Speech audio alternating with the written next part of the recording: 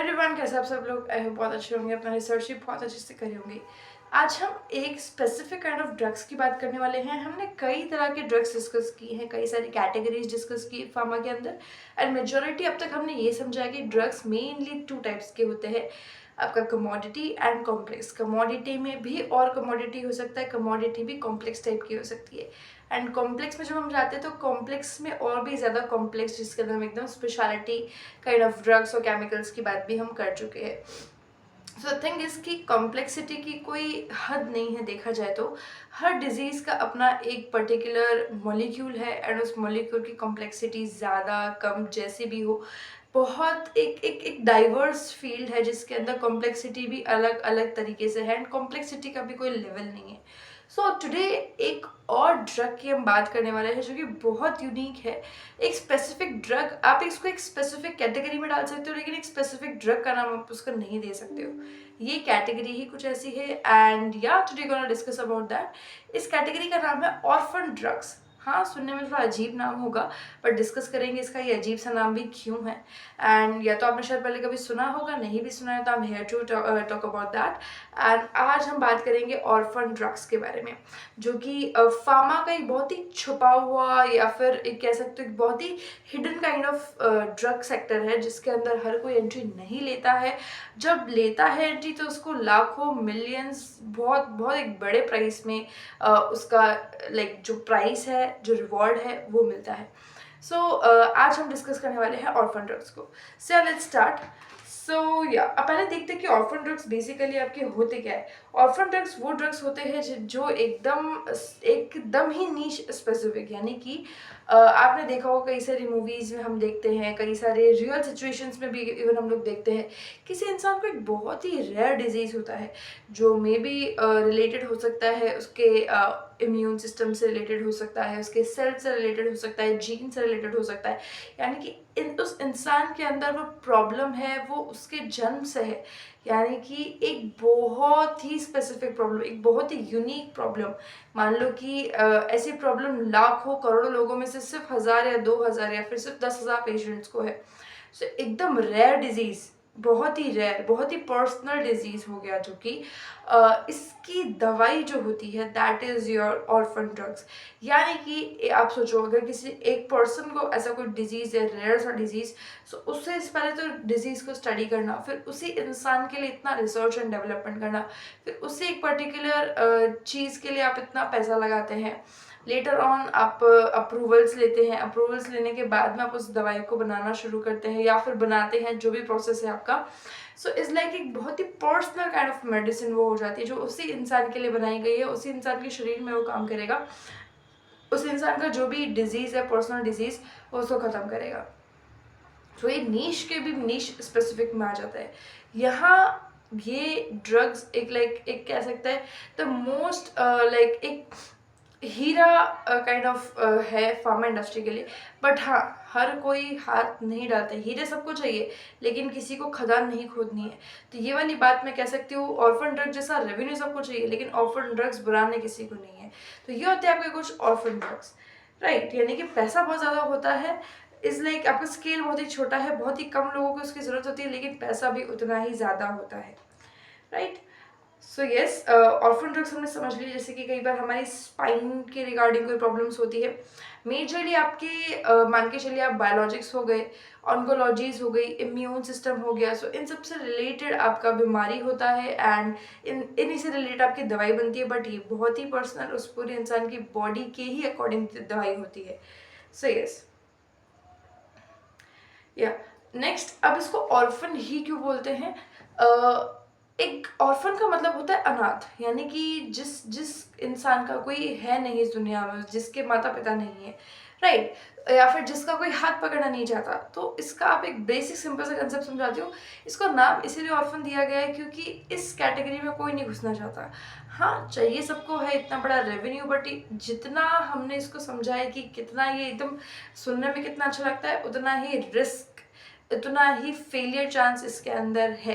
एक इंसान के लिए आप वो ड्रग बना रहे हो, कब तक बनेगा, कितना सक्सेसफुल होगा, कोई नहीं जानता है।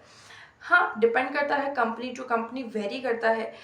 बनाने वाले कौन हैं, कितने अच्छे तरीके से उसको बनाया जा रहा है, कितने उसके पावरफुल रिजल्ट्स हो सकते हैं, वो अलग चीज़ है, बट इसमें हाथ कोई नहीं डालता है।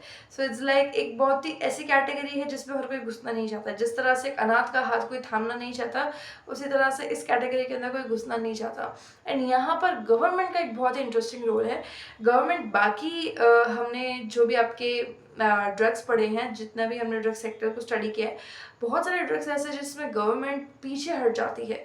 समटाइम्स गवर्नमेंट का इतना इन्वॉल्वमेंट नहीं होता है, गवर्नमेंट इतना सपोर्ट नहीं कर रही होती है। बट ऑर्फन ड्रग्स एक ऐसी कैटेगरी है जिसके अंदर गवर्नमेंट का रोल बहुत ही ज़्यादा है। गवर्नमेंट्स बहुत ज़्यादा सब्सिडीज देती है, बहुत ज़्यादा सपोर्ट एक तरह से देती है, एंड अप्रूवल्स आपके फास्ट हो जाते हैं। सो अगर आप देखोगे तो यहाँ पे गवर्नमेंट का जो बैकअप है वो बहुत ही ज़्यादा है, ताकि फार्मा कंपनीज एटलीस्ट हाथ डाले ऑर्फन ड्रग्स को बनाने के लिए, वो कोशिश करे ऑर्फन ड्रग्स बनाने के लिए। क्योंकि अगर सिर्फ रिस्क की बात होती रहेगी तो कभी कोई ऑर्फन ड्रग्स बनाएगा ही नहीं कोई कंपनी, क्योंकि अगेन बहुत ही रिस्की सेक्टर है, बहुत ही ज़्यादा रिस्की बेट है। तो उसको कम करने के लिए यहाँ पर गवर्नमेंट ने इस बार एंट्री ली है ऑर्फन ड्रग्स में। इस बार तो नहीं कह सकते, काफ़ी वक्त से गवर्नमेंट सब्सिडीज देती आ रही है, बट ये एक अकेला ऐसा सेक्टर है जहाँ पर गवर्नमेंट का बहुत ज़्यादा हाथ है, एंड गवर्नमेंट पर्सनली बहुत सपोर्ट करती है इस पर्टिकुलर सेक्टर को, ताकि फार्मा कंपनीज इस प्रोसेस में इंडल्ज हो। अदरवाइज कोई भी इसमें काम नहीं करेगा, एंड कई सारे रेयर डिजीजेस जो होते हैं उनका किसी भी तरह का कोई सोल्यूशन नहीं निकलेगा। आज तक अगर आप देखते हो तो लगभग 7,000 से 10,000 रेयर डिजीजेस आपकी इस दुनिया में एग्जिस्ट कर रहे हैं, अगर हम फैक्ट्स की बात करें। सो वही है कि रेयर डिजीजेस ज़रूरी नहीं कि सिर्फ एक इंसान को, सेम रेयर डिजीज दूसरे इंसान को भी हो सकता है। हाँ, लाखों करोड़ों लोगों में से कोई दूसरा इंसान होगा, नंबर बहुत ही छोटा होगा, लेकिन हाँ वो सेम डिजीज भी रिपीटेबल है। तो एटलीस्ट उसका दवाई, उसका एक सोल्यूशन होना बहुत ज़रूरी है। दैट इज़ वाई गवर्नमेंट का यहाँ पर एक बैकअप, एक पीछे से एक सहारा ज़रूर रहता है इस कंप्लीट इंडस्ट्री के अंदर, राइट। एंड हम तो जानते ही है कि कितना ज़्यादा आपका डेवलपमेंट हो गया, उसका प्रोसेसिंग हो गया, स्केलिंग हो गया, सिंथेसिस हो गया, कितना ज़्यादा पैसा इस सब इंडस्ट्री के अंदर जाता है, इस सब प्रोसेस के अंदर जाता है। सो कोई भी कंपनी उस जगह पे बेट नहीं लेना चाहिए जहाँ पे उन्हें पैसा बहुत इन्वेस्ट करना और रिटर्न में पैसा आने के चांसेस लगभग ना के बराबर हो जाए। तो उस कंपनी में कोई उस सेक्टर में कोई जाना नहीं चाहेगा, राइट। सो या एंड एक और चीज़ कि जब आपका इसमें अप्रूवल्स हो जाते हैं, आपको अप्रूवल्स मिल जाते हैं, तो कंपनी को एक मोनोपोली मिल जाती है। कंपनी उस पर्टिकुलर रेयर डिजीज में फिर लीड करती है, सॉर्ट ऑफ पेटेंट जैसा ही आप इसको समझ सकते हो। एंड जैसे कि एग्जांपल के लिए अगर मैं बताऊं तो यूएसए में लगभग 7 साल का मोनोपोली मिल जाता है उस पर्टिकुलर कंपनी को, like an exclusive licence. And जब आप बात करते हो यूरोप की, सो लगभग 10 साल का एक्सक्लूसिव एक मोनोपोली का चांस जो है मिल जाता है। सो लाइक जब आप एक अच्छा सक्सेसफुल ड्रग इनोवेट करके उसको इम्प्लीमेंट कर देते हो, एग्जीक्यूट हो जाता है जब वो, तो आपको एक तरह से देखा जाए तो एक लंबी टिकट मिल जाती है फार्मा सेक्टर में उस पर्टिकुलर ड्रग को लेकर के, उस पर्टिकुलर रेयर डिजीज़ को लेकर के। एंड रेयर डिजीज़ के अंदर भी अगर कोई और रेयर डिजीज़ है तो आप उस पर भी अपनी रिसर्च कर सकते हो। So same as pharma sector, just कि बहुत ही ज़्यादा नीश स्पेसिफिक है, हर चीज़ एक्सट्रीम लेवल पर है। Investment extreme, risk extreme, reward extreme, process का कॉम्प्लेक्सिटी एक्सट्रीम, हर एक चीज़ एक्सट्रीम लेवल पर है, राइट। सो अब हम देखते हैं कि ऑर्फन ड्रग का जो मार्केट है आपका लास्ट 10 सालों में कैसा रहा है। तो जब आप बात करते हो लगभग 2014 की, तो 2014 में आपका ये जो ड्रग मार्केट है लगभग ग्लोबल लेवल पर मैं ये बात कर रही हूँ आपसे। सो ये लगभग आपका रहा है 110 billion, almost $110 billion approx. And अगर आप इसको बात करते हो आईएनआर में लगभग कितना होगा, तो लगभग 11,000 करोड़ का ये मार्केट आपका रहा था 2014 के अंदर, in 2014, back like almost 12 years back. And अब अगर आप बात करते हो अब ये मार्केट कितना है 2025 तक, लगभग $216 बिलियन, यानी कि अगर आप बात करते हो तो लगभग 21,000 करोड़ का ये मार्केट आज के दिन में है। यानी कि ये जस्ट डबल नंबर हो चुका है, 11 इट बिकम्स योर 22, अभी 21,000 पर ऑलमोस्ट है। सो ऑलमोस्ट डबल आपका ये मार्केट हो चुका है। सो आप मान के चल सकते हो कि हर साल ये कंपनी ये सेक्टर जो है आपका 10 से 12% की कैगर से ग्रो कर रहा है। अब अगले 10 साल की अगर हम बात करें, अगले 10 साल में मार्केट कैसे बढ़ सकता है, कैसे कितना पहुंच सकता है, तो ये मार्केट आपका लगभग पहुंच सकता है 2034 तक। मतलब कि आने वाले अगले 10 साल में लगभग, 10 साल तो नहीं, 9 साल के अंदर-अंदर ऑलमोस्ट, अब तो 8 ही साल बचे खैर, 8 साल के अंदर-अंदर लगभग $600 बिलियन, यानी कि 50,000 करोड़। 21,000 से भी ज़्यादा का डबल करोगे तब जाके 50,000 करोड़ आएगा। तो ऑलमोस्ट डबल, डबल से भी ज़्यादा ये कंपनी, सॉरी ये सेक्टर पहुंच सकता है 2034 तक। तो हाँ, बेट तो ली जा सकती है, बट ये बेट हम सिर्फ तभी ले सकते हैं जब भी हमें इस पर्टिकुलर ऑर्फन ड्रग्स के बारे में और डिटेल एंड डेप्थ में नॉलेज हो जाएगा।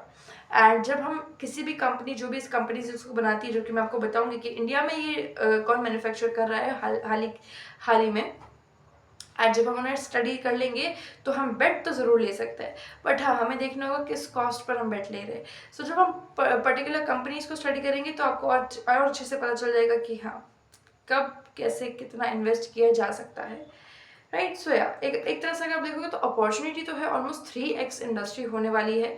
एंड सॉर्ट ऑफ लाइक एक डिमांड जो है वो सॉर्ट ऑफ विजिबल है। तो वही चीज़ है कि लोगों के अंदर रेयर डिजीजेज भी बढ़ते जा रहे हैं एंड नए नए डिजीजेस आइडेंटिफाई हो रहे हैं। पहले के वक्त में क्या होता था ना, आइडेंटिफाई ही नहीं हो पाते थे। अभी क्या है, बढ़ते भी जा रहे हैं, आइडेंटिफाई भी हो रहे हैं, इस वजह से रेयर डिजीज आपके बढ़ते जा रहे हैं, right. So yeah, and yeah, these were all the things which I wanted to discuss with you. And अगर हम देखेंगे कि कौन कौन सी कंपनीज इसको बना रही है आज के दिन में, तो आपके सामने कुछ कंपनीज के नाम आते हैं, like Zydus life science, your Sun Pharma, doctor Reddy, and your Natco Pharma, Piramal Pharma. So ये कुछ बड़ी बड़ी कंपनीज है जो ऑलरेडी इसको मैन्युफैक्चर करती हैं। अब देखो, ऑर्फन ड्रग्स में हम किसी भी एक मॉलिक्यूल या एक ड्रग का नाम नहीं ले सकते, again because it's personal, because it's niche specific. Orphan drugs के अंदर भी हज़ारों तरह के और ड्रग्स हो सकते हैं, आप किस किस का नाम लोगे, राइट। हम बहुत ज़्यादा केमिस्ट्री एक्सपर्ट तो है नहीं कि हमें नाम लेते ही समझ में आ जाए। हमें कम से कम भी नहीं तो बहुत रिसर्च करना होगा, कम से कम भी नहीं तो 1 से 2 दिन हमारा जाता है, तब जाके हमें एक ड्रग समझ में आएगा। सो इतना डेप्थ में वैसे तो पढ़ना चाहिए, लेकिन as an investor I would suggest कि आप अगर एक बार ड्रग को समझ गए, उसका नेचर समझ गए ड्रग का, उसका मार्केट में उसको कितना पी मल्टीपल मिल सकता है ऐसे कंपनीज को, एंड किस किस तरीके से ड्रग एक्चुअल में रिएक्ट करता है बॉडी में, तो भी आप एक अच्छी खासी इन्वेस्टमेंट बेट ले सकते हैं। बाकी नॉलेज एंड रिसर्च का कोई डेप्थ पॉइंट नहीं है, जितना डेप्थ में जाएंगे उतना अच्छा, राइट। सो यार, these are the things about orphan drug industry. काफ़ी इंटरेस्टिंग है। When I got to know about orphan, I really like, एक बहुत ही फैसिनेटिंग काइंड ऑफ चीज़ मुझे नजर आई कि हाँ, ये तो बहुत ही वो हो गया ना, कि जैसे अगर आपने देखा होगा आजकल आप कस्टमाइज कपड़े बनवा रहे हो, अपने पसंद से आप कपड़े बनवा रहे हो अपने बॉडी टाइप के अकॉर्डिंग, अपने बॉडी पे सूट होने वाले फैब्रिक के अकॉर्डिंग। सो कुछ ऐसा पर्सनली आप यहाँ पर दिखा रहे हो। हाँ, इसमें भी कॉन्ट्रैक्ट मैन्युफैक्चरिंग आपका होता है, मैं फिर से बता देती हूँ, CDMO इसके अंदर भी होता है। सो हाँ, वहाँ पर थोड़ा सा आपके रिस्क हल्के से कम हो जाते हैं। एंड ऐसे ऐसे CDMOs भी एग्जिस्ट करते हैं जो कि सिर्फ ऑर्फन ड्रग्स पर ही काम करते हैं, राइट। सो इंडिया में आपको ये कंपनीज बहुत कम दिखेगी, कंपटीशन बहुत ही कम है, बिल्कुल मान के चलिए ना के बराबर कंपटीशन है। एंड ग्लोबल लेवल पर डिमांड भी काफ़ी अच्छी है। वही कि डिमांड बहुत ज़्यादा है, सप्लाई कम, and that is why price hike is there.